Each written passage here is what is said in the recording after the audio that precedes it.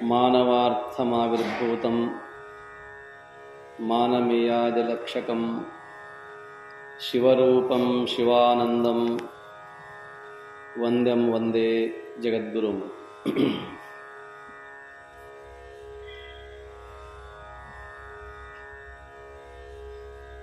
ಪ್ರಾತಸ್ಮರಣೀಯ ಪೂಜ್ಯಪಾದ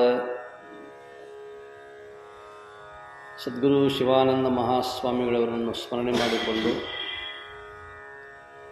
ತತ್ಸ್ವರೂಪರಾದ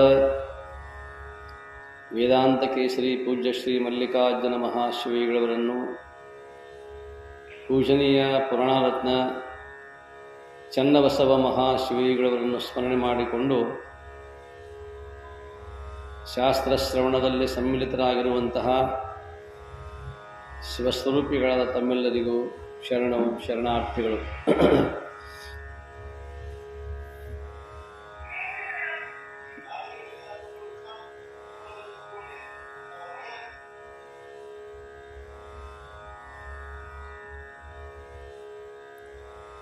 ವೇದಾಂತದ ಗುರಿ ಮುಖ್ಯವಾಗಿರುವಂಥದ್ದು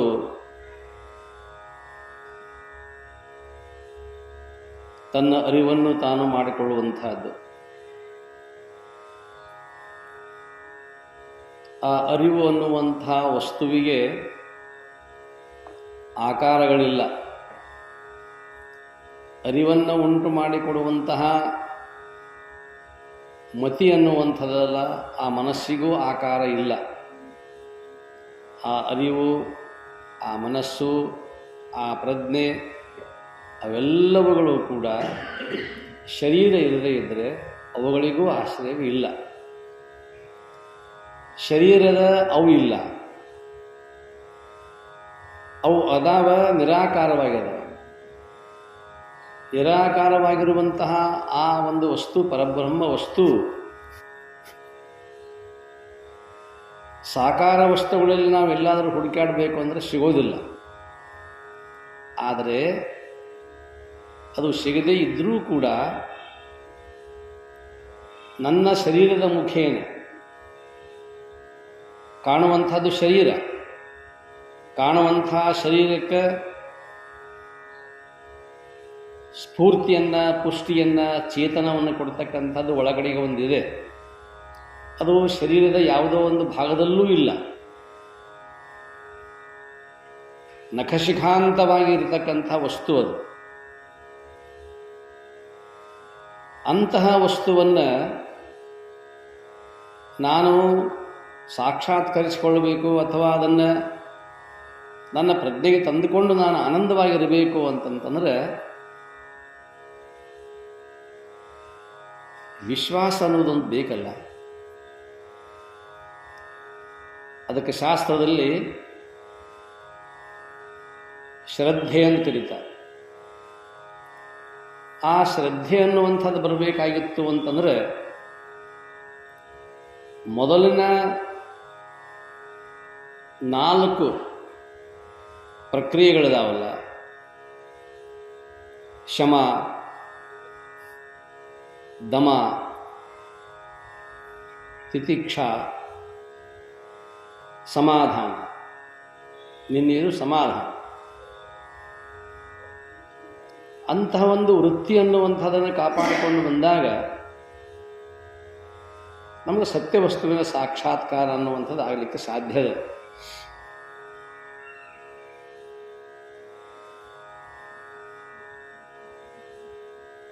ಪರಬ್ರಹ್ಮ ವಸ್ತು ಅನ್ನುವಂಥದ್ದು ಅಥವಾ ಭಗವಂತ ಅನ್ನುವಂಥ ಒಂದು ಶಕ್ತಿ ಅನ್ನುವಂಥದ್ದು ಅದು ನಿರ್ಗುಣ, ನಿರಾಕಾರ.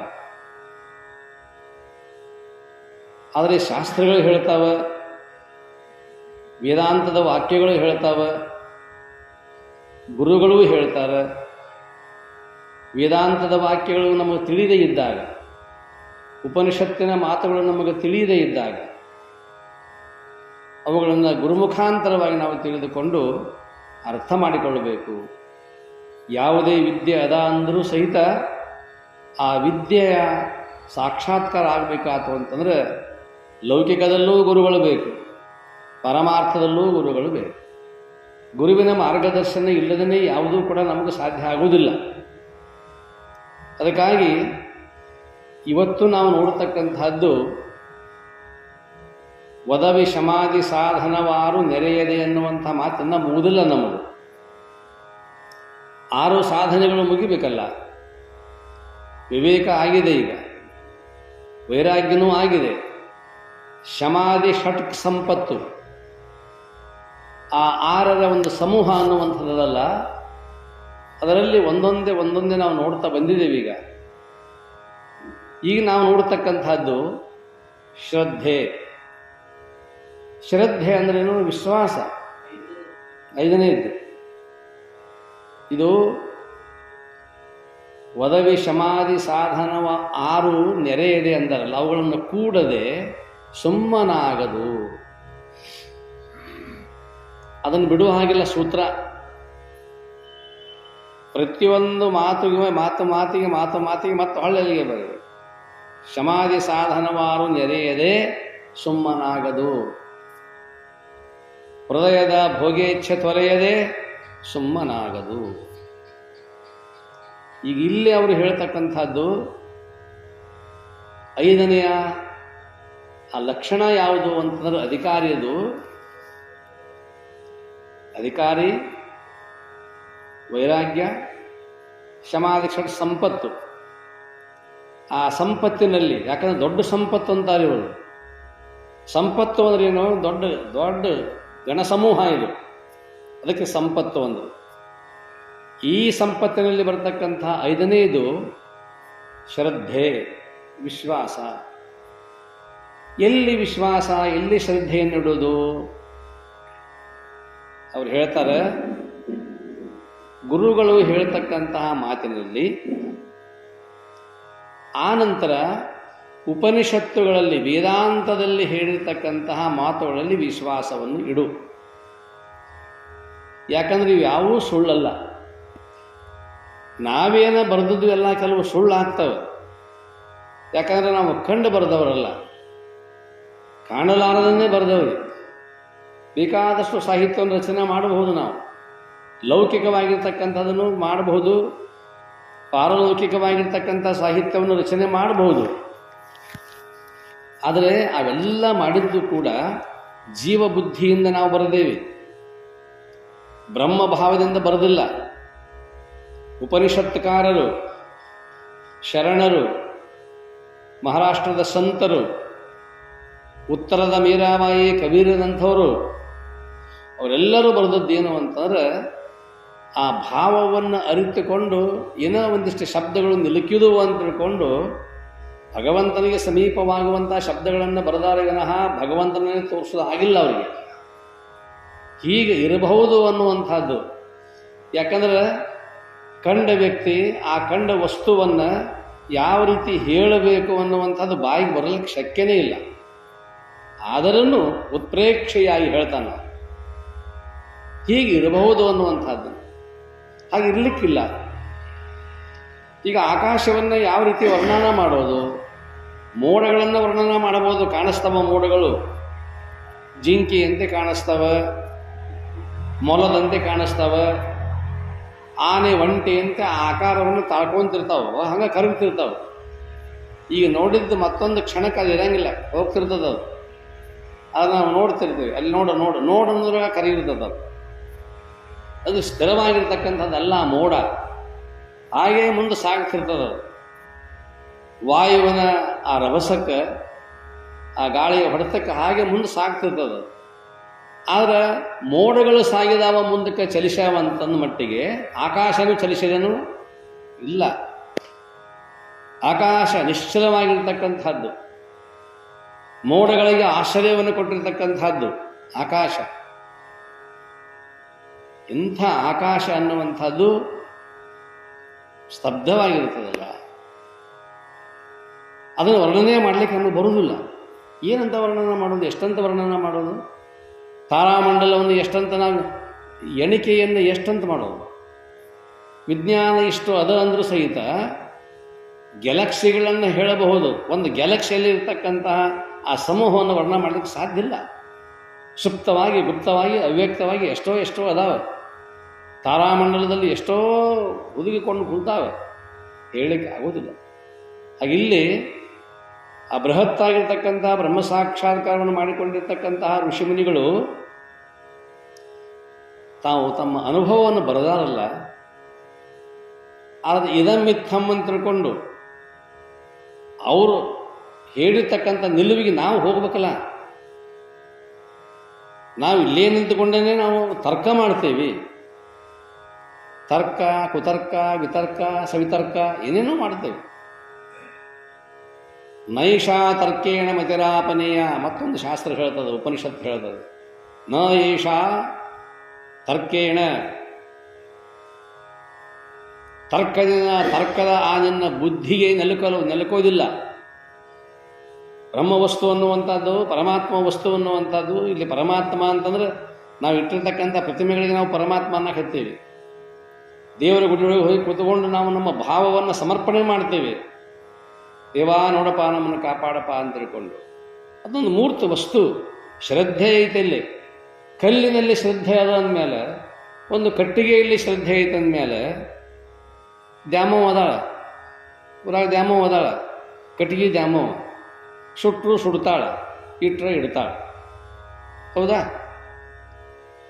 ಕಟ್ಟಿಗೆಯಿಂದ ಮಾಡಿರ್ತಕ್ಕಂಥ ಒಂದು ಪ್ರತಿಮೆ ಅದು ನಾಶ ಆಗಬಹುದು. ಕಲ್ಲಿನ ಒಂದು ಮೂರ್ತಿ ಇದೆ, ಹನುಮಂತ ದೇವರ ಮೂರ್ತಿ ಒಂದು, ಅದನ್ನು ತಿಳ್ಕೊಳ್ಳೋಣ ನಾವು. ಆ ಹನುಮಂತ ದೇವರ ಮೂರ್ತಿ ಭಿನ್ನ ಆತಂತ ತಿಳ್ಕೊಳ್ಳಿ.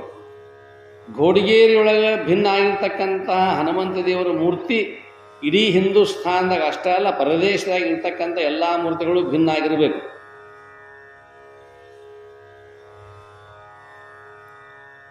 ಆಗ್ಲಿಕ್ಕೆ ಸಾಧ್ಯನೋ? ನಮ್ಮ ಊರಾನ ಮೂರ್ತಿ ಮೂಗು ಹೊಡೆದದ, ಹನುಮಂತನ ಮೂಗು ಹೊಡೆದದ ಅಂದಮೇಲೆ, ಈ ಸ್ವಾಂಡಿ ಹೋಗೈತಂತಂದ ಮೇಲೆ ಎಲ್ಲ ಕಡೆಯೂ ಇರ್ತಕ್ಕಂಥ ಎಲ್ಲ ಹನುಮಂತಿಯವ್ರದ್ದು ಹೋಗಿಲ್ಲ. ಅಂದಮೇಲಿಂದ ನಾವು ಮಾಡಿರ್ತಕ್ಕಂಥ ಪ್ರತಿಮೆಗಳು ಸೀಮಿತವಾಗಿರ್ತಕ್ಕಂಥವುಗಳು.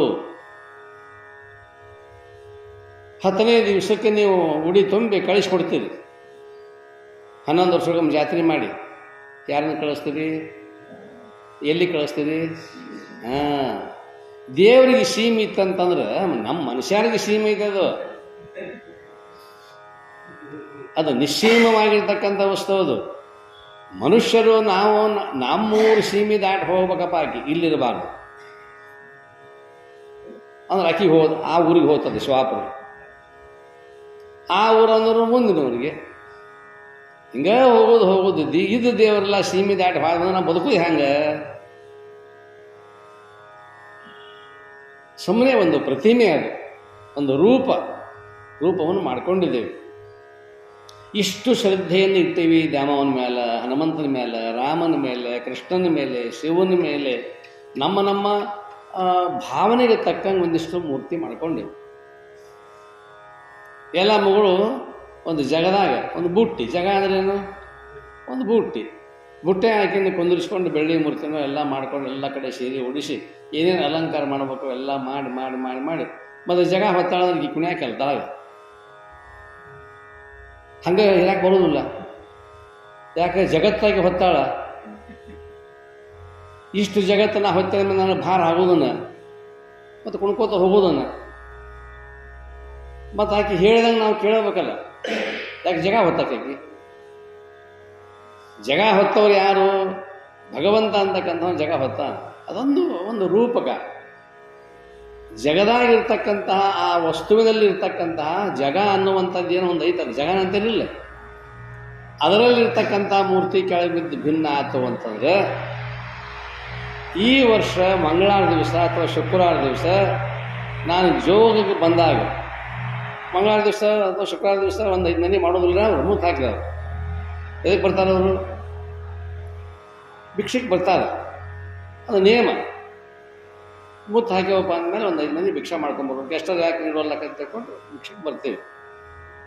ಈ ಮಂಗಳವಾರ ದಿವಸ ನಮ್ಮ ತಲೆ ಮೇಲೆ ಇರ್ತಕ್ಕಂಥ ಜಗ ಇಂಥವ್ರ ಮನೆ ಮುಂದೆ ಬಿತ್ತು, ಅದು ಒಡೆದು ಹೋತು. ಮುಂದೆ ಭಾರತ ಹುಣ್ಣಿಮೆಗೆ ಈ ವರ್ಷ ಅಲ್ಲಿ ಸೌದತ್ತೆಗೆ ಎಲ್ಲವೂ ಇಲ್ಲ, ಯಾರೂ ಹೋಗುವಂಗಿಲ್ಲ ಆಗಿ ಹೇಳ್ತಾಳೆ. ಯಾಕೆ? ನನ್ನ ತಲೆ ಮೇಲಿನ ಜಗದಾಗಿರ್ತಕ್ಕಂಥ ಮೂರ್ತಿ ಭಿನ್ನ ಆಗೈತಿ, ಮತ್ತಲ್ಲಿ ಎಲ್ಲವನ್ನು ದರ್ಶನ ನಿಮಗೆ ಆಗುವುದಿಲ್ಲ, ಯಾರು ಹೋಗಬೇಡ್ರಿ ಅಂದ್ರೆ ದೇವರನ್ನ ಹೇಳ್ತಾರೆ. ಮತ್ತಕ್ಕೆ ದೇವರ ಹೇಳುವಾಕಿನ ಎಲ್ಲವ ಈ ಸಲ ಸೌದತ್ತಾಗ ಇರಂಗಿಲ್ಲವ, ಅದು ಮೂರ್ತಿ ಭಿನ್ನ ಆಗೈತಿ ಅಂತ ಅಂದ್ರೆ ನೀವು ಹೋಗೋದು ಬಿಡ್ತೀರಿ ಅನ್ನು. ಈಗ ಏನಂತೀರಿ?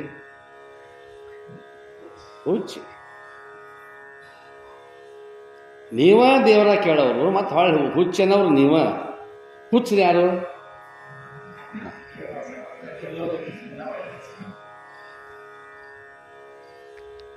ನಮ್ಮ ಭಾವ. ಯದ್ಭಾವಂ ತದ್ಭವತಿ. ನಾವು ಅದನ್ನು ಟೀಕಾ ಅಂತ ಅಲ್ಲ ಹೇಳೋದು. ಉದ್ದೇಶ ಏನು ಅಂತಂದ್ರೆ, ಒಂದು ನಮ್ಮ ಹತ್ರ ಇರ್ತಕ್ಕಂಥ ಒಂದು ಮೂರ್ತ ವಸ್ತು ಒಡಿತು ಭಿನ್ನ ಆಯಿತು ಅಂತಂದ್ರೆ ಮುಖ್ಯವಾಗಿರ್ತಕ್ಕಂತಹ ನಿರ್ಗುಣ ನಿರಾಕಾರನಾಗಿರ್ತಕ್ಕಂತಹ ಪರಬ್ರಹ್ಮನಿಗೆ ಅಥವಾ ದೇವರಿಗೆ ದೇವತೆಗೆ ಯಾವುದು ಏನು ದೋಖ ಅನ್ನುವಂಥದ್ದು ಇಲ್ಲ. ಹೀಗೆ ಶಾಸ್ತ್ರಗಳು ಹೇಳ್ತಾವೆ.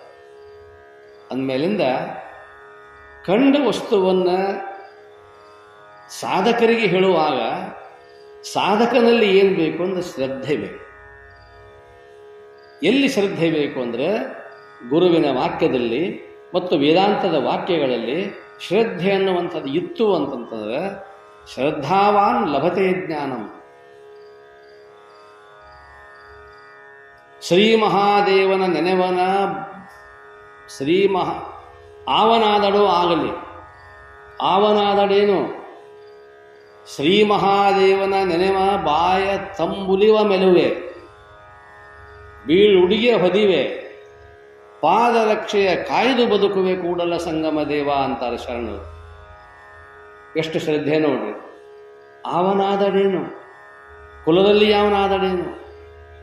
ವಯಸ್ಸಿನಲ್ಲಿ ಅವನಾದಡೇನು? ಹೆಣ್ಣೇನೋ ಗಂಡೇನು? ಅವನಾದಡೇನು?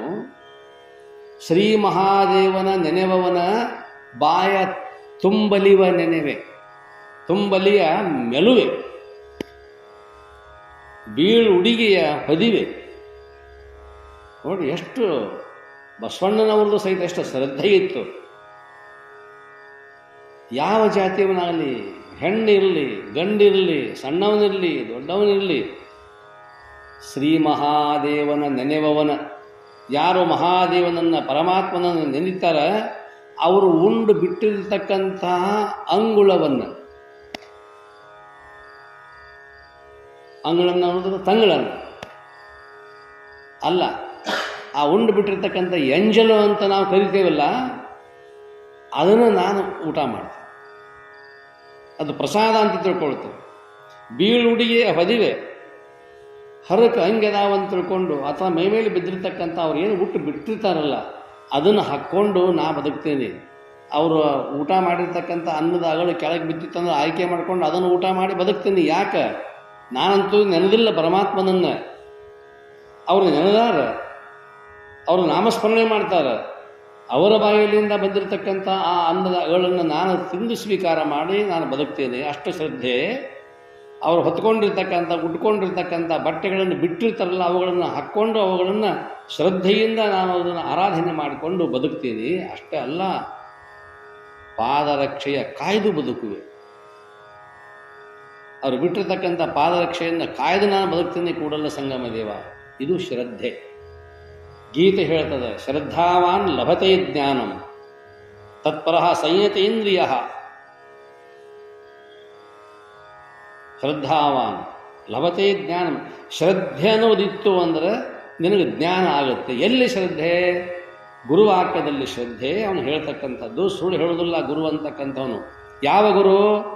ಸುಮ್ಮನೆ ಗುರು ಅಲ್ಲ. ಸುಮ್ಮನೆ ಒಂದು 4 ಮಾತು ಹೇಳಿ ಎಲ್ಲಿದೋ ಒಂದು 4 ಮಾತು ನಾವು ಹೇಳ್ತೀವಿ. ನಮ್ಮದಾಗಿರ್ತಕ್ಕಂಥ ಸ್ವಾನುಭವದ ನೆಲೆಯ ನಾನೇನು ಬಲ್ಲೆನೇ. ಬಸವಲಿಂಗ ಶರಣರು ಅಂತಾರೆ, ಮತ್ತೊಬ್ಬರು ಶರಣರು, ಸ್ವಾನುಭಾವದ ನೆಲೆಯ ನಾನೇನು ಬಲ್ಲೆನೈ ನೀನೇ ಒಳಹಕ್ಕು ಏನ ನುಡಿಸಿದೊಡನೆ ನಾ ನುಡಿವೆ ಗುರುವೇ ಕೃಪೆಯಾಗು. ನಾನು ನುಡಿಯುವುದಿಲ್ಲ. ಏನ ನುಡಿಸಿದೊಡನೆ ನಾ ನುಡಿವೆ. ನೀ ಏನು ನುಡಿಸ್ತೀಯ ಅದನ್ನು ನಾನು ನುಡಿತೀನಿ. ನನ್ನ ಹತ್ರ ಏನೂ ಇಲ್ಲ ನುಡಿಯತಕ್ಕಂಥದ್ದು.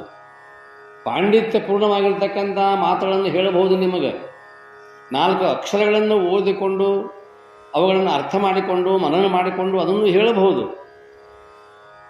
ಅದು ಮಹತ್ವದ್ದಲ್ಲ. ಅವರಂತಾರ, ಎಂಥ ಗುರುವಿನಿಂದ ನಿನಗೆ ಜ್ಞಾನ ಆಗಲಿಕ್ಕೆ ಸಾಧ್ಯದ ಅಂತಂದ್ರೆ ಶ್ರೋತ್ರಿಯತ್ವ ಮತ್ತು ಬ್ರಹ್ಮನಿಷ್ಠತ್ವ ಅಂತಕ್ಕಂಥದ್ದಿರಬೇಕು.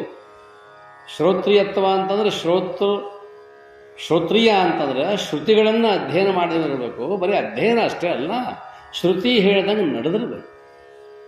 ಶ್ರುತಿ ಅಂದರೆ ವೇದಗಳು, ವೇದಗಳಲ್ಲಿ ಹೇಳಿರ್ತಕ್ಕಂಥ ಕೊನೆಯ ಭಾಗ ವೇದಾಂತ, ಉಪನಿಷತ್ತುಗಳು, ಬ್ರಹ್ಮಜ್ಞಾನ. ಆ ಬ್ರಹ್ಮಜ್ಞಾನವನ್ನು ಹೊಂದಿಕೊಂಡಿರಬೇಕು. ಶ್ರೋತ್ರಿಯತ್ವ, ಬ್ರಹ್ಮನಿಷ್ಠತ್ವ. ಬ್ರಹ್ಮನಿಷ್ಠತ್ವ ಅಂತಂದ್ರೆ ಇಲ್ಲೇ ಮೊದಲನೇದ್ದು ಜಿತೇಂದ್ರಿಯತ್ವ, ಎರಡನೇದ್ದು ಬರೀ ಗ್ರಂಥಸ್ಥವಾಗಿರ್ತಕ್ಕಂತಹ ಶ್ರುತಿಗಳನ್ನು ಓದಿಕೊಂಡು ನಾನೇನೋ ಮಾಡ್ಕೊಳ್ತೇನೆ ಅಂತ ಇದಲ್ಲ.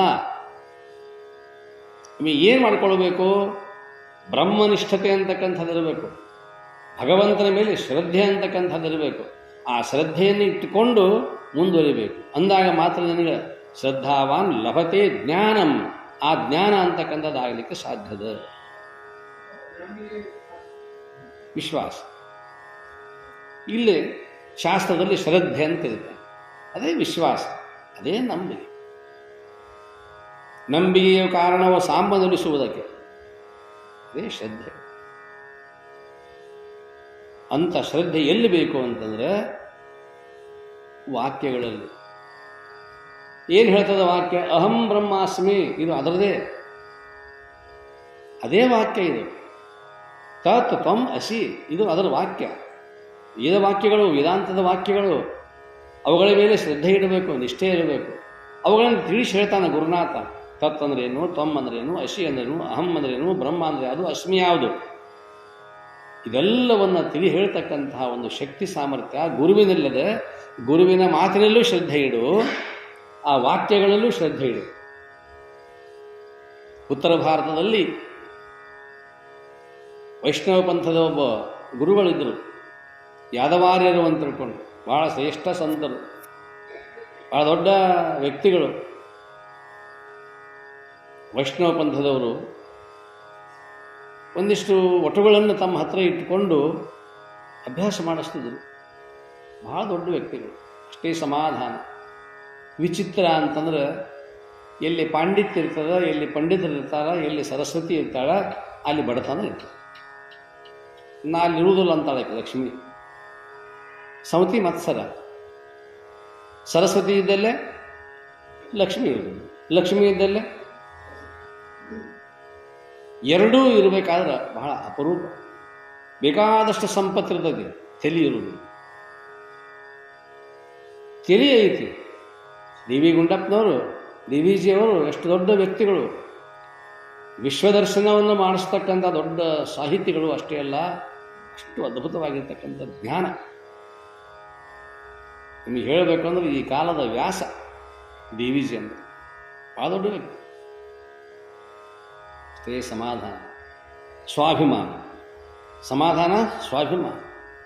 ಬಡತನ ಇಷ್ಟ ಐತಂದ್ರೂ ಸಹಿತ ಎಂದೂ ತೋರಿಸ್ತೇವ್ರಲ್ಲ. ಮತ್ತು ನಕ್ಕೋಂತ ಹಸನ್ಮುಖಿಗಳಾಗಿ ಚಲೋ ಡ್ರೆಸ್ ಹಾಕ್ಕೊಂಡು ಮ್ಯಾಗ ಒಂದು ಶಲ್ಯ ಹಾಕ್ಕೊಂಡೇ ಇರೋರು, ಒಳಗೆ ಹರಿದಿರುವಲ್ಲ ಅಂಗಿ.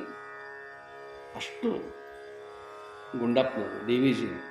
ಹಾಗೆ ಯಾದವಾರ್ಯರಂತಕ್ಕಂಥವರು ಶ್ರೇಷ್ಠ ಕೃಷ್ಣಪ್ಪ ವೈಷ್ಣವ ಪಂಥದವರು, ಭಾಳ ದೊಡ್ಡ ವ್ಯಕ್ತಿಗಳು. ಒಂದಿಷ್ಟು ಹುಡುಗರನ್ನ ಇಟ್ಕೊಂಡು, ಒಟುಗಳನ್ನು ಇಟ್ಕೊಂಡು ಅಭ್ಯಾಸ ಮಾಡಿಸ್ತಿದ್ರು, ತತ್ವಗಳನ್ನು, ಸಿದ್ಧಾಂತಗಳನ್ನು ಕಲಿಸ್ತಿದ್ರು. ಬಹಳ ಬಡತನ. ಅವರಿಗೆ ಭಗವದ್ಗೀತೆ ಮೇಲೆ ಬಹಳ ವಿಶ್ವಾಸ, ಭಗವದ್ಗೀತೆ ಮೇಲೆ ಬಹಳ ವಿಶ್ವಾಸ. ಗೀತೆ ಅಂದ್ರೆ ಏನು? ಮಹಾತ್ಮ ಗಾಂಧೀಜಿಯವರು ಗೀತೆಯನ್ನು ಇಟ್ಟುಕೊಂಡೇ ಸ್ವಾತಂತ್ರ್ಯವನ್ನು ಗಳಿಸಿಕೊಟ್ಟವರು. ಆದರೆ ಮಹಾತ್ಮ ಗಾಂಧೀಜಿಯವರ ಹೆಸರು ಹೇಳೋರು ಗೀತೆಯನ್ನು ನಂಬುವುದಿಲ್ಲ, ಸುಡ್ತಾರವರು. ಇದೆಂಥದ್ದು ವಿಪರ್ಯಾಸ. ಮಹಾತ್ಮ ಗಾಂಧೀಜಿಗೆ ಭಗವದ್ಗೀತೆಯೇ ಉಸಿರು. ಸ್ವಾತಂತ್ರ್ಯ ಸಂಗ್ರಾಮದಲ್ಲಿ ತಮಗೇನಾದರೂ ಸಮಸ್ಯೆ ಬಂತು ಅಂದ್ರೆ ಥಟ್ ಅಂತ ಹೇಳ್ಕೊಂಡು ಗೀತೆಯನ್ನು ತೆಗೆಯೋರು, ಭಗವದ್ಗೀತಾ ತೆಗೆಯೋರು. ಅಲ್ಲಿ ಪರಿಹಾರ ಅವ್ರಿಗೆ ಸಿಗ್ತಿತ್ತು. ಹೀಗೆ ತೆಗೆದು ಕೂಡಲೇ ಯಾವ ಶ್ಲೋಕದ ಕಣ್ಣಿಗೆ ಬೀಳ್ತದೆ ಆ ಶ್ಲೋಕವನ್ನು ಓದಿಕೊಳ್ಳೋರು. ಓ, ಭಗವಂತ ಹಿಂಗೆ ಹೇಳ್ಯಾನಲ್ಲ. ಯಾವುದೋ ಕಾನೂನು ಪುಸ್ತಕಗಳನ್ನು ನೋಡಲಿಲ್ಲ. ಕಾಯ್ದೆ ಕಾನೂನು, ಆ ಸೆಕ್ಷನ್ನು, ಈ ಸೆಕ್ಷನ್ನು ಏನು ಭಗವಂತನ ಸೆಕ್ಷನ್ ಏನದ ಅದನ್ನು ಹೇಳೋರು. ಅಷ್ಟು ಶ್ರದ್ಧೆ ಅಂಥವರು. ಅದರಲ್ಲಿ ಆ ಭಗವದ್ಗೀತೆಯಲ್ಲಿ ಇಡಿಯಾಗಿ ಆ ಗೀತೆಯೊಳಗೆ ಒಂದು ಶ್ಲೋಕ ಮಾತ್ರ ಅವರು ಬಹಳ ಇಷ್ಟವಾಗಿರ್ತಕ್ಕಂಥ ಶ್ಲೋಕ. ಅನನ್ಯಾಶ್ಚಿಂತಯಂತೋ ಮಾಂ ಯೇ ಜನಾಃ ಪರ್ಯುಪಾಸತೆ ತೇಷಾಂ ನಿತ್ಯಾಭಿಯುಕ್ತಾನಾಂ ಯೋಗಕ್ಷೇಮಂ ವಹಾಮ್ಯಹಂ. ಏಕ ಮನಸ್ಸಿನಿಂದ ಯಾರು ನನ್ನನ್ನು ಭಜಿಸುತ್ತಾರೋ, ನನ್ನನ್ನು ನೆನೆಯುತ್ತಾರೋ, ಅನನ್ಯ ಚಿಂತಯಂತೋ ಮಾಂ, ಯೇ ಜನಾಃ ಪರ್ಯುಪಾಸತೆ, ಈ ಜನರು ಯಾರನ್ನು ನನ್ನನ್ನು ಉಪಾಸನೆ ಮಾಡ್ತಾರೆ, ಯಾರು ನನ್ನನ್ನು ಪೂಜಿಸ್ತಾರೆ, ನನ್ನ ನೆನೆಸ್ತಾರೆ, ತೇಷಾಂ ಅವರ ಯೋಗಕ್ಷೇಮಂ ವಹಾಮಿ ಅಹಂ. ಇದು ಅಭಯದಾನ ಕೃಷ್ಣನದು. ಭಗವದ್ಗೀತೆಯೊಳಗೆ ಅಭಯದಾನ ಇದು. ಅದರ ಮೇಲೆ ನಮ್ಗೆ ವಿಶ್ವಾಸ ಇಲ್ಲ. ಆದರೆ ಅಷ್ಟು ಆ ಶ್ಲೋಕದ ಮೇಲೆ ಯಾವಾಗಲೂ ಕೂಡ ಭಗವದ್ಗೀತಾ ಅಂದ್ರೆ ಈ ಶ್ಲೋಕ ಅಂದ್ರೆ ಭಗವದ್ಗೀತಾ, ಅಷ್ಟು ಆ ಯಾದವಾರ್ಯರಿಗೆ ಬಹಳ ಪ್ರಿಯವಾಗಿರ್ತಕ್ಕಂಥ ಶ್ಲೋಕ. ಒಂದ್ಸಲ ಮಕ್ಕಳಿಗೆ, ತನ್ನ ಆಶ್ರಮದಲ್ಲಿರ್ತಕ್ಕಂಥ ಮಕ್ಕಳಿಗೆ ಒಟುಗಳು ಇದ್ದರು, ಅನೇಕ ಒಟುಗಳು. ಹೇಗೋ ಏನೋ ಭಗವಂತ ಪ್ರತಿನಿತ್ಯವೂ ಅವನು ಹ್ಯಾಂಗೆ ಕಳಿಸ್ತಿದ್ದ. ಅಷ್ಟು ಭಕ್ತಿ ಅಲ್ಲ ಅವರಿಗೆ, ಕಳಿಸ್ತಿದ್ರು.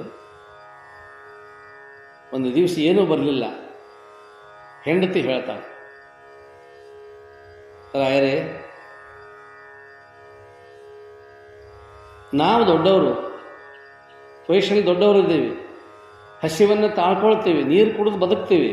ಆದರೆ ಚಿಕ್ಕ ಚಿಕ್ಕ ಮಕ್ಕಳಿದಾರಲ್ಲ, ಅವ್ರಿಗೆ ಎಲ್ಲಿಂದ ತಂದು ಕೊಡೋದು? ಹೋಗ್ರಿ, ನೀವು ಯಾವಾಗಾರ ನಿಮ್ಗೆ ಹಂಗೆ ಆಪತ್ತು ಬಂದಾಗ ಅಲ್ಲಿ ಹೋಗಿ ತೊಗೊಂಬರ್ತೀರಲ್ಲ, ಆ ಅಂಗಡಿ ಮಾಲೀಕನ ಹತ್ತಿರ ಹೋಗಿ ಒಂದಿಷ್ಟು ಇವತ್ತಿನ ಒಂದು ದಿವಸದ್ದು ಪ್ರಸಾದಕ್ಕೆ ಎಷ್ಟು ಸಾಧ್ಯ ಅಷ್ಟು ತೊಗೊಂಬರ್ರಿ ಅಂತ ತಿಳ್ಕೊಂಡು ಹೇಳ್ತಾರೆ. ಅವರಿಗೂ ಅನ್ನಿಸ್ತದೆ, ಹೋಗ್ಬೇಕು ಅನ್ನಿಸ್ತದೆ. ಹೆಂಡತಿ ಮಾತು ಕೇಳಬೇಕಲ್ಲ. ಒಳ್ಳೆಯ ಸಲಹೆಯನ್ನು ಕೊಟ್ಟಿದ್ದಾಳೆ, ಹೋಗ್ಬೇಕಂತ ತಿಳ್ಕೊಂಡು ಆ ರಾಯರು, ಯಾದವಾರ್ಯರು ಅಂಗಡಿ ಕಡೆ ಹೋಗ್ತಾರೆ. ಅಂಗಡಿ ಮಾಲೀಕನು ಅಷ್ಟೇ ಸದ್ಭಕ್ತ. ರಾಯರು ಬಂದರು ಅಂತಂತಂದ್ರೆ ಗುರುಗಳು ಬಂದಾರ, ಅವ್ರಿಗೇನೋ ಸಾಮಾನು ಬೇಕಾಗಿದೆ, ಹಂಗೆ ಬರೋರಲ್ಲ ಅವರು. ಬಂದಾರ ಅಂದಮೇಲೆ ಒಂದಿಷ್ಟು ಏನಾದರೂ ಕೊಟ್ಟು ಕಳಿಸ್ಬೇಕು ಅಂತ ತಿಳ್ಕೊಂಡು, ಅಪ್ಪ ಗುರುಗಳೇ ಏನು ಬೇಕು, ಯಾವ ಕಾರಣಕ್ಕೆ ಬಂದಿದ್ರಿ ಅಂತ ಕೇಳ್ತಾರೆ. ಅಂಗಡಿ ಮಾಲೀಕ ಕೇಳ್ತಾರೆ. ಎಷ್ಟು ವಿಚಿತ್ರ ಅಂತಂದರೆ, ಹೆಂಡತಿ ಮಾರ್ಗದರ್ಶನ, ಅವಳ ಮಾತು, ಮತ್ತು ಆಪತ್ಸ್ಥಿತಿ ಬಂದದ್ದು ಕೇಳೋಣ ಅಂತ ತಿಳ್ಕೊಂಡು ಬಂದಾರ. ಆ ಮನುಷ್ಯ ಹಂಗೆ ಕೇಳಿದ ಕೂಡಲೇ ಏನಿಲ್ಲ, ಯಾಕೋ ಭೇಟಿ ಆಗ್ಬೇಕಂತ ಅನ್ನಿಸ್ತು, ಬಂದೆ. ಅಲ್ಲೇ ಪರಿಸ್ಥಿತಿ ಹಂಗೆ. ಸಣ್ಣ ಸಣ್ಣ ಮಕ್ಕಳದ ಕೇಳಾಕ ಬಾಯಿ ಬರುವಲ್ದು. ಇದು ಸಾಧುತನ, ಇದು ಸಂತತನ, ಇದು ಜ್ಞಾನಿಯ ಲಕ್ಷಣ. ಕೇಳಬೇಕಂತ ತಿಳ್ಕೊಂಡು ಅದು ನೆನಪು ಇರಲಿಲ್ಲ. ಹೆಂಡತಿ ಹೇಳ್ಯಾಳ ಅಂತ ತಿಳ್ಕೊಂಡು ಬಂದರು. ತಾಳಲಾರದಕ್ಕೆ ಆ ವ್ಯಾಪಾರಿ ಹತ್ತಿರ ಬಂದಾಗ, ಅಂಗಡಿ ಮಾಲೀಕ ಹತ್ತಿರ ಬಂದಾಗ, ಇಲ್ಲ ಏನಾದರೂ ಕೊಟ್ಟು ಒಯ್ಯಿರಿ ಅಂತ ತಿಳ್ಕೊಂಡು, ಬೇಡಪ್ಪ ಎಲ್ಲ ಐತೆ, ಆನಂದ ಐತೆ, ಮಕ್ಕಳು ಚೆನ್ನಾಗಿ ಅದಾರ. ಅಲ್ಲಿ ಅವು ಹಸುದು ಪಾಪ ಅವು ಒದ್ದಾಡಕತ್ತಾವ, ಏನೂ ಇಲ್ಲ ಮನೆಯೊಳಗೆ, ಎಲ್ಲಿ ಒಂದು ಕಾಳು ಸಿಗಲಿಲ್ಲ. ಆ ಅಂಗಡಿ ಮಾಲೀಕರಿಂದ ಹಂಗೆ ಸ್ವಲ್ಪ ಮುಂದೆ ಹೋಗಿ ಊರು ಹೊರಗಡೆ ಒಂದು ಹಾಳು ದೇಗುಲ, ಅಲ್ಲಿ ಹೋಗಿ ಕೂಡ್ತಾರೆ ಯಾದವಾರ್ಯರು. ಸುಮ್ಮನೆ ಕೂಡ್ತಾರೆ, ಟೈಮ್ ಪಾಸ್ ಮಾಡ್ತಾರೆ. 4 ಗಂಟೆ ಆಗತ್ತೆ ಸಾಯಂಕಾಲ. ಮನೆ ಕಡೆ ಹೋಗ್ಬೇಕು, ಏನೇನಾಗಿದೆ ನೋಡ್ಬೇಕಂತ ತಿಳ್ಕೊಂಡು ಯಾದವಾರ್ಯರು ಬರ್ತಾರೆ. ಮನೆಯ ಅಂಗಳಕ್ಕೆ ಸಮೀಪ ಬಂದ ಕೂಡಲೇ ಹುಡುಗರೆಲ್ಲ ಆಟ ಆಡ್ತಿರ್ತಾರೆ ಆನಂದವಾಗಿ. 15-20 ಹುಡುಗರೆಲ್ಲ ಆಟ ಆಡ್ತಿರ್ತಾರೆ ಭಾಳ ಸಂತೋಷವಾಗಿ. ಮನೆಯೊಳಗಿನ ಆ ಘಮಘಮ ವಾಸನೆ, ಎಲ್ಲ ಕಡೆಗೂ ವಾಸನೆ. ಅನೇಕ ಭಕ್ಷ್ಯ ಭೋಜ್ಯಗಳು ಆಗ್ಯಾವ. ಆ ದೃಶ್ಯ ನೋಡ್ತಾರೆ, ಮನಸ್ಸಿಗೆ ಸಂಕುಚಿತ ಭಾವ ಆಗೈತಿ. ಇವತ್ತೇನೂ ಇರಲಿಲ್ಲ, ಭಗವಂತ ಏನೂ ಕೊಡಲಿಲ್ಲಲ್ಲ. ಆದರೆ ಅವತ್ತು ಏನೇನು ಸಿಕ್ಕಿಲ್ಲ ಅಂತ ತಿಳ್ಕೊಂಡು ಸಿಟ್ಟಾಗಿ, ಭಗವಂತನ ಮೇಲೆ ಸಿಟ್ಟಾಗಿ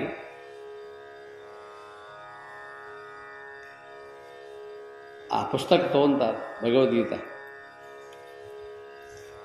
ಆ ಪುಸ್ತಕವನ್ನು ತೆಗೆದುಕೊಂಡು ಅನನ್ಯಾಶ್ಚಿಂತಯಂತೋ ಮಾಂ ಯೇ ಜನಾಃ ಪರ್ಯುಪಾಸತೆ ಅಂತ ಶ್ಲೋಕ ಇತ್ತಲ್ಲ, ಆ ಶ್ಲೋಕದ ಮೇಲೆ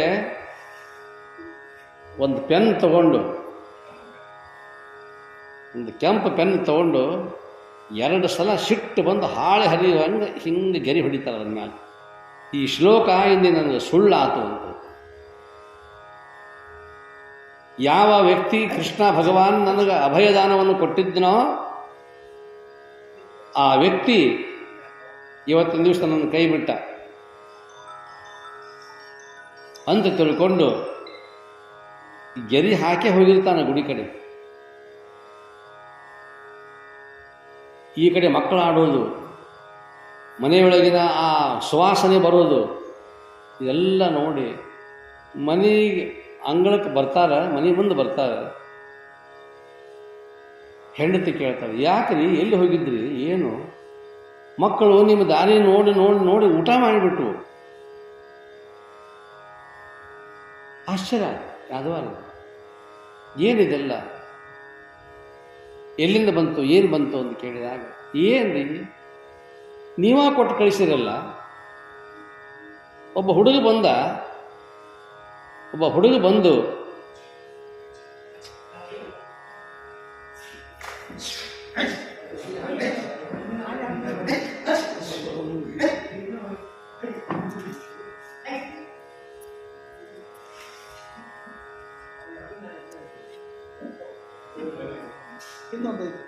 ಈ ರೀತಿಯಾಗಿರ್ತಕ್ಕಂತಹ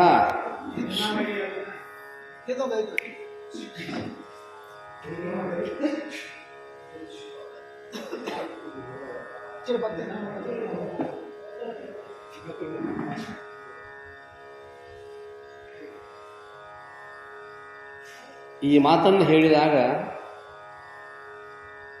ಯಾವುದೋ ಒಬ್ಬ ಹುಡುಗ, ನೀವು ಇಷ್ಟೆಲ್ಲ ಸಾಮಗ್ರಿಗಳನ್ನು ಕೊಟ್ಟು ಕಳಿಸಿರಿ, ಏನು ಸಾಮಗ್ರಿಗಳು, ಇಷ್ಟು ಸಾಮಗ್ರಿಗಳು ಬಂದಾವ, 3 ತಿಂಗಳ ತನಕ ಕೂತು ಊಟ ಮಾಡುವಷ್ಟು ಸಾಮಗ್ರಿ ಕೊಟ್ಟು ಕಳಿಸಿರಲ್ಲ ನೀವು. ಅವ ಅಂದ, ಇಲ್ಲ ನಾ ಯಾರನ್ನೂ ಕಳಿಸಿಲ್ಲ. ಯಾಕೆ ಸುಳ್ಳು ಹೇಳ್ತೀರಿ? ಆ ಹುಡುಗ ಬಂದು ನಮಸ್ಕಾರ ಮಾಡಿ ನಮಗೆ ಕ್ಷಮಾ ಕೇಳ್ಕೊಂಡ, ಬರೋದು ತಡ ಆಯ್ತು ನನಗೆ ಬರಾಕ, ದಯವಿಟ್ಟು ಕ್ಷಮಾ ಮಾಡಿರಿ, ಇನ್ನೊಂದು ಸಲ ನಾನು ಈ ರೀತಿ ತಡ ಮಾಡೋದಿಲ್ಲ, ಬೇಗನೆ ತಂದು ಕೊಡ್ತೀನಿ ಅಂತ ತಿಳ್ಕೊಂಡು ಆ ಹುಡುಗ ತೊದಲು ಮಾತಾಡ್ತಿತ್ತು. ಆದರೆ ಹಂಗೆ ಆ ಹುಡುಗ ಮಾತಾಡಿದ್ರು ಪರವಾಗಿಲ್ಲ, ಖರೆ ಎಂಥ ದೊಡ್ಡ ಕೆಲಸ ಮಾಡಿದ್ರಿ. ಆ ಹುಡುಗನ ನಾಲಿಗೆ ಕೋದು ಕಳಿಸ್ತಿರಲ್ಲ ನೀವು. ಯಾವ ಆ ಹುಡುಗ ಯಾವ ಆಹಾರ ಸಾಮಗ್ರಿ ತಂದಿದ್ನೋ ಅವನು ನಾಲಿಗೆಯನ್ನು ಸೀಳಿ ಕಳಿಸ್ತಿರಲ್ಲ, ತಡ ಆದಂತ ತಿಳ್ಕೊಂಡೆ ಅಂತ ಹುಚ್ಚರದಿರಿ ನೀವು. ಆ ಹುಡುಗ ಹೇಳಿದ ಹಿಂಗಂತ ಏಕದಮ್ ಯಾದವಾರದಲ್ಲಿ ಕಣ್ಣಾಗಿರಿ ಬಂದ್ಬಿಟ್ಟು, ಏನು ಯಾಕೆ ಅನನ್ಯಾಶ್ಚಿಂತಯಂತೋ ಮಾಂ ಯೇ ಜನಾಃ ಪರ್ಯುಪಾಸತೆ ತೇಷಾಂ ನಿತ್ಯಾಭಿಯುಕ್ತಾನಾಂ ಯೋಗಕ್ಷೇಮಂ ಅಹಾಮ್ಯಂ ಅಂತ ಅಂದಿದ್ದಲ್ಲ ಕೃಷ್ಣ. ಯಾದವಾರ ಅಂತಾರೆ ತಪ್ಪಾದ, ತ್ರಾಹಿ ಅಂತಾರೆ, ಎಲ್ಲ ಬಡ್ಕೋತಾರೆ. ಈ ಶ್ಲೋಕದ ಮೇಲೆ ಏನು ಕೆಂಪು ಮಷಿಲಿನ 2 ಸಲ ಗೆರಿ ಹಾಕಿದ್ನಲ್ಲ, ಇದು ಶ್ಲೋಕದ ಮೇಲೆ ನಾನು ಗೆರಿ ಹಾಕಿದ್ದಲ್ಲ, ಇದು ಕೃಷ್ಣನ ನಾಲಿಗೆಯನ್ನು ಸೀಳಿದಲ್ಲ. ನಂಬಿಕೆ ಇರಬೇಕು, ಶ್ರದ್ಧೆ ಇರಬೇಕು.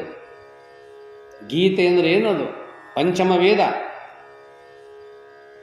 ವೇದವಾಕ್ಯದಲ್ಲಿ ಹೇಳಿರ್ತಕ್ಕಂಥ ಮಾತನ್ನು ಯಾದವಾರರಿಗೆ ವಿಶ್ವಾಸ ಬರಲಿಲ್ಲ, ಅಷ್ಟು ಶ್ರದ್ಧೆ ಇತ್ತು, ಇಲ್ಲ ಅನ್ನೋ ಹಾಗಿಲ್ಲ. ಆದರೆ ಈಗ ಆ ಶ್ರದ್ಧೆ ಯಾವಾಗ ಅಡಿಗೆಯ ಸಾಮಗ್ರಿಗಳು ಬರಲಿಲ್ಲವೋ ಅಂಗಡಿಯ ಮಾಲೀಕನ ಹತ್ತಿರ ಹೋಗಿ ನಾನು ಧ್ವನಿ ಎತ್ತಿಲ್ಲವೋ, ಇಂಥ ಸಂದರ್ಭದಲ್ಲಿ ನಾನೂ ಉಪವಾಸ, ಮಕ್ಕಳು ಉಪವಾಸ, ಇದೆಲ್ಲವನ್ನು ನೋಡಿದರೂ ಸಹಿತ ಇವತ್ತ್ಯಾಕೆ ನೀ ಇಷ್ಟು ಕೋಪಗೊಂಡು ಇದೆಲ್ಲ ಮಾಡಿದೆಪ್ಪ ಕೃಷ್ಣ ಅಂತ ತಿಳ್ಕೊಂಡು ಸಿಟ್ಟಿಗೆದ್ದು ಆ ಶ್ಲೋಕದ ಮೇಲೆ ನಾನು ಗೆರಿ ಹಾಕಿದ್ನಲ್ಲ, ಹಾಳೆಯ ಮೇಲೆ ಹಾಕಿರ್ತಕ್ಕಂತಹ ಗೆರಿ ಅದಾಗಿರಲಿಲ್ಲ.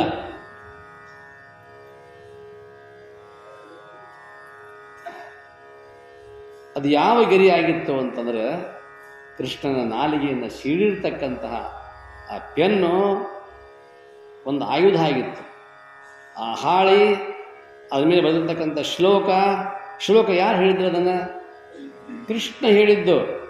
ಕೃಷ್ಣ ಹೇಳಿರುವಂತಹ ಮಾತಿನ ಮೇಲೆ ಒಂದು ಗೆರಿ ಎಳಿತಾನ ಯಾದವಾರ್ಯ ಅಂತಂತಂದ್ರೆ ಯಾರ ನಾಲಿಗೆಯನ್ನು ಸೀಳಿದಂಗಾತು? ಕೃಷ್ಣ. ಅದಕ್ಕೆ ವೇದ ಕೃಪೆ ಅಂತ ಅದಕ್ಕೆ ಅಂದಾರ ಅವರು. ವೇದ ಮಾತೆಯ ಕೃಪೆ ಆಗ್ಬೇಕಲ್ಲ ನನಗೆ. ವೇದ ಮಾತೆಯ ಕೃಪೆ ಆಗ್ಬೇಕಾತಂದ್ರೆ ನನ್ನ ತಾಯಿಯ ಒಂದು ಒಲುಮೆ ನನಗೆ ಆಗ್ಬೇಕಾಯ್ತಂದ್ರೆ ತಾಯಿ ಮೇಲೆ ನಂದು ಬೇಕಲ್ಲ, ಭಕ್ತಿ ಶ್ರದ್ಧೆ ಬೇಕಲ್ಲ. ಅಷ್ಟು ಒಂದು ಮಮತೆ ಪ್ರೀತಿ ಅನ್ನುವಂಥದ್ದು ಇತ್ತು ಅಂತಂದ್ರೆ ತಾಯಿ ನನ್ನ ರಕ್ಷಣೆ ಮಾಡ್ತಾಳೆ.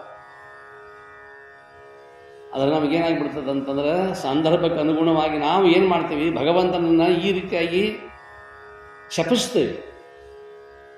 ಆದರೆ ಸಾಕ್ಷಾತ್ ಈಗ ಕೃಷ್ಣನೇ ಒಟ್ಟು ವೇಷಧಾರಿಯಾಗಿ ಬಂದು ಒಬ್ಬ ಹುಡುಗಾಗಿ ಬಂದು ಎಲ್ಲ ಸಾಮಗ್ರಿಗಳನ್ನು ತಂದು ಕೊಟ್ಟು 3 ತಿಂಗಳಾಗುವಷ್ಟು ಕೊಟ್ಟು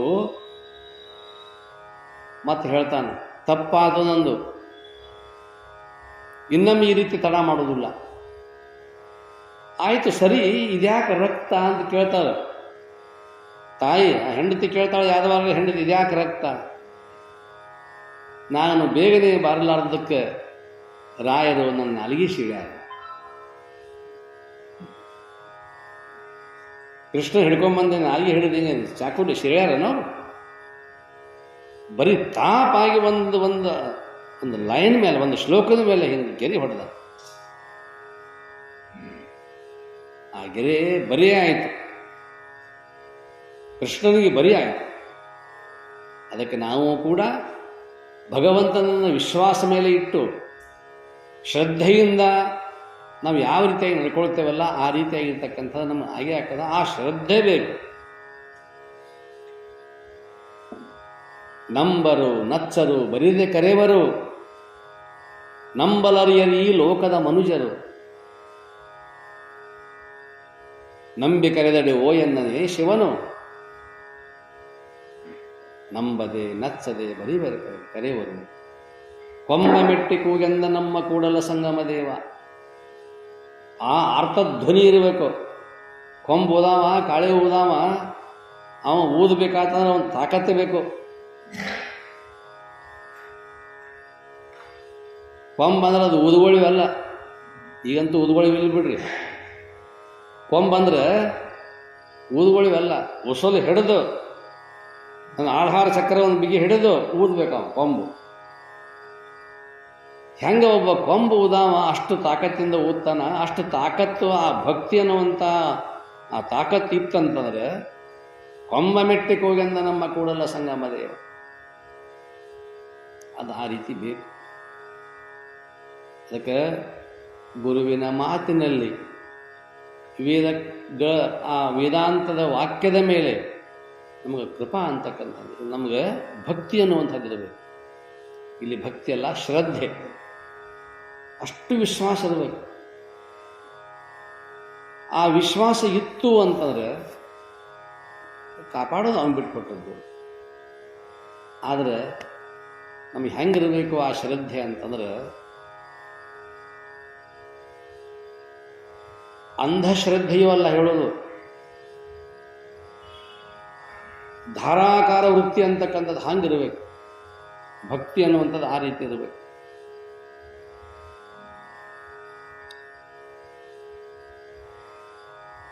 ಇವತ್ತು ನನಗೇನು ಸಂಕಟ ಬಂದಾಗ ನಾವು ಒಂದು 3-4 ದೇವರ ಆರಾಧನೆ ಮಾಡ್ತೇವೆ ನಾವು. ಯಾಕಂದ್ರೆ ನಮ್ಗೆ ವಿಶ್ವಾಸ ಇಲ್ಲ ದೇವ್ರ ಮೇಲೆ. ಒಬ್ಬರು ಬಿಟ್ಟರೆ ಒಬ್ಬರು ಡಾಕ್ಟರ್ಗಳು ಒಬ್ಬ ಡಾಕ್ಟರ್ ಅಂದಾಗ ನಮ್ಗೆ ಆರಾಮಾಗ್ಲಿಕ್ಕಂತಂದ್ರೆ ಅವ್ರನ್ನ ಬಿಡ್ತೀವಿ ನಾವು, ಮತ್ತೊಬ್ಬ ಡಾಕ್ಟರ್ ಅಂತ ಹೋಗ್ತೀವಿ. ಅಲ್ಲಿ ಆರಾಮಾಗ್ಲಿಕ್ಕೆ ಹಂಗೆ ಹೋಗೋದು, ಎಲ್ಲಿ ತನಕ ಆರಾಮಾಗೋದು ಅಲ್ಲಿ ತನಕ ಹಂಗೆ ಹೋಗೋದು. ಎಲ್ಲಿ ತನಕ ಹೋದರೂ ಆರಾಮಾಗಲಿಲ್ಲ ನಿಮಗೆ. ಯಾಕೆ ಆರಾಮಾಗ್ಲಿಕ್ಕಂದ್ರೆ ಯಾವ ಡಾಕ್ಟ್ರ್ ಮೇಲೂ ವಿಶ್ವಾಸ ಇಲ್ಲ, ಯಾವ ಡಾಕ್ಟ್ರ್ ಮೇಲೂ ವಿಶ್ವಾಸ. ಮುಂದೆ ಇವು ಹಾದ ಡಾಕ್ಟರ್ ಆರಾಮಾದ್ರೆ ಎಲ್ಲರೂ.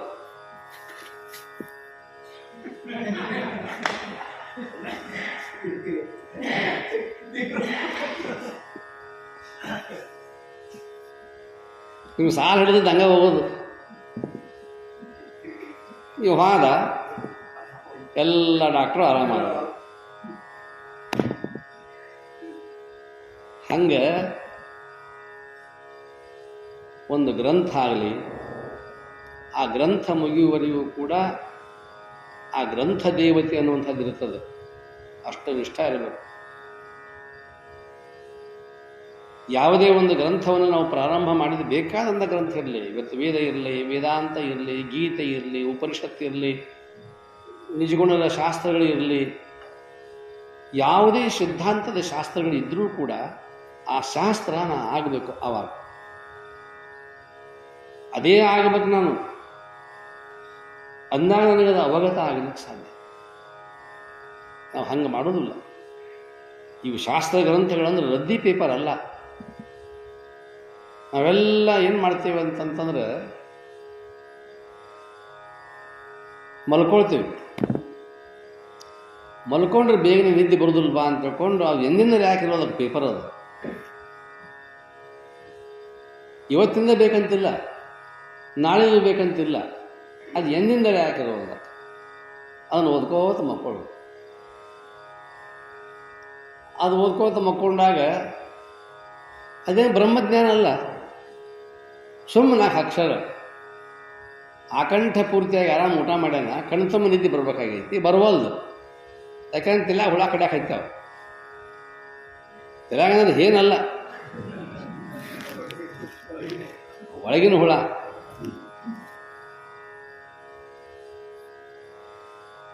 ಓದ್ಕೊಂತ ದಣಿತು ಮನಸ್ಸು, ಕಣ್ಣು ಮುಚ್ಚಿದು, ನಿದ್ದೆ ಬತ್ತು.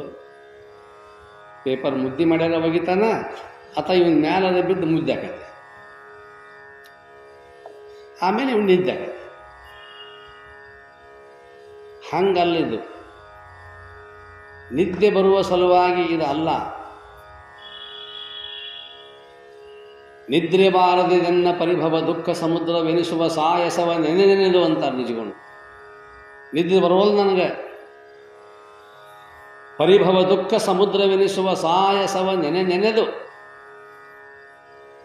ಎಷ್ಟು ಸಲ ಹುಟ್ಟೇನಿ, ಎಷ್ಟು ಸಲ ನಾನು ಸತ್ತೇನಿ, ಇದೆಲ್ಲ ನೆನೆಸ್ಕೊಂಡು ಪರಿಭವದ ದುಃಖ ಸಮುದ್ರ. ಒಂದು ಹನಿ ಅಲ್ಲ, ಸಮುದ್ರದಲ್ಲಿ ಎಷ್ಟು ಹನಿ ಅದಾವೋ ಏನೋ, ಅಷ್ಟು ಹನಿ ನಾನು ಕಣ್ಣೀರು ಸುರಿಸ್ಬೇಕಾಗಿತ್ತು. ಅದನ್ನು ನೆನೆಸ್ತೇನೆ ನಾನು, ಅದಕ್ಕಾಗಿ ನಿದ್ರೆ ಬರುವಲ್ದು. ಇಲ್ಲಂತಾರವರು ಆ ರೀತಿಯಾಗಿರ್ತಕ್ಕಂಥ ಟೈಮ್ ಪಾಸಿಗೆ ನಿದ್ದೆ ಬರುವ ಸಲುವಾಗಿ ಓದ್ತಕ್ಕಂಥ ಗ್ರಂಥಗಳು ವೇದಾಂತ ಗ್ರಂಥಗಳಲ್ಲ. ಮತ್ತು ಟೈಮ್ ಪಾಸಿಗೂ ಕೂಡ ಗುರು ವಚನವನ್ನು ಕೇಳುವಂಥದ್ದು ಅಲ್ಲ. ಇಲ್ಲಿ ಏನು ಪಾಸ್ ಆಗಬೇಕಾಗಿತ್ತು ಅಂದ್ರೆ ಅಜ್ಞಾನ ಪಾಸ್ ಆಗಬೇಕಾಗಿತ್ತು. ಪಾಸ್ ಅಂದ್ರೆ ನಿವಾರಣೆ, ಮುಂದೆ ಹೋಗ್ಬೇಕದು. ಅಜ್ಞಾನ ಅನ್ನುವಂಥದ್ದು, ಕತ್ತಲೆ ಅನ್ನುವಂಥದ್ದು ಆವರಿಸೋದಲ್ಲ ಸಾಧಕನಲ್ಲಿ. ಆ ಕತ್ತಲೆ ಅನ್ನುವಂಥದ್ದು ತೆಗಿಬೇಕಾಗಿತ್ತು ಅಂತಂದರೆ ಗುರುಬೋಧೆ ಅಂತಕ್ಕಂಥದ್ದು ಬೇಕಾಗೋದಿಲ್ಲ. ಒಂದು ಅನುವಿನಿಂದ ತಿಳಿಸಿ ಹೇಳ್ತಾನಲ್ಲ ಸದ್ಗುರುನಾಥ.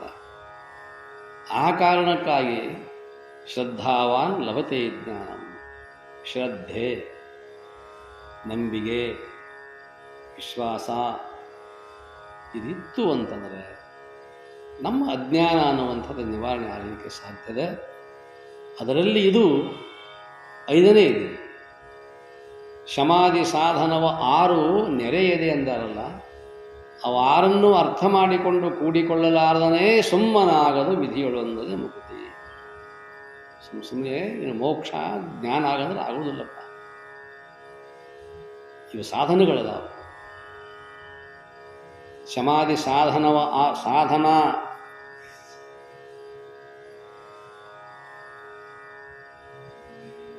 ಅವುಗಳನ್ನು ಮಾಡಿಕೊಂಡಾಗ ಮಾತ್ರ ನನಗೆ ಪರಾತ್ಪರವಾಗಿರ್ತಕ್ಕಂಥ ಪರಬ್ರಹ್ಮ ವಸ್ತುವಿನ ಜ್ಞಾನ ಆಗಲಿಕ್ಕೆ ಸಾಧ್ಯದೆ.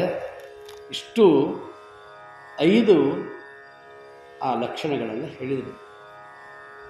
ಶಮಾಧಿ ಷಟ್ ಸಂಪತ್ತಿನಲ್ಲಿ 5ನೇ ಇದ್ದಿದೆ. ಇನ್ನೂ ಒಂದದ ನಾಳೆ. ಜಯ ಮಂಗಲಂ ಜಯ ನಮಃ ಪಾರ್ವತೀಪತೆ ಶಿವ ಹರ ಹರ ಮಹಾದೇವ.